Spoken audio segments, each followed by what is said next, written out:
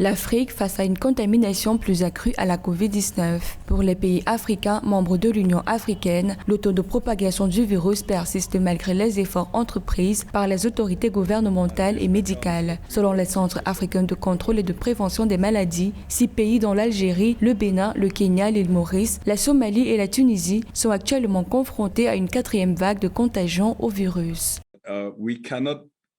Nous ne pouvons pas continuer de politiser cette situation avec des aveux qui ne suivent pas les engagements pris face à la menace de la COVID-19. Nous ne sommes pas en tant que continent très perceptifs du déploiement de ce vaccin. Les engagements pris ne nous permettent pas d'immuniser nos populations car nous ne disposons pas de suffisamment de vaccins. Pour sortir l'Afrique de cette crise sanitaire, nous avons besoin de vaccins et non d'engagement.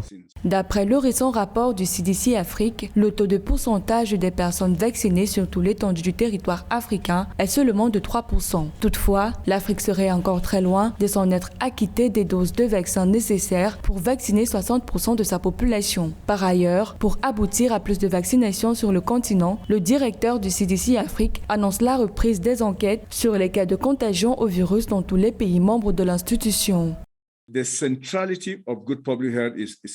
Une bonne évaluation de la santé publique se fait sur la base des études réalisées sur le terrain. Nous aurons besoin de reprendre avec les activités de sondage qui sont un outil nécessaire dans la lutte contre cette pandémie. Pour traquer davantage de personnes atteintes du virus, nous ne nous contenterons plus seulement des tests pour évaluer les symptômes. Nous emploierons davantage le sondage au sein des communautés.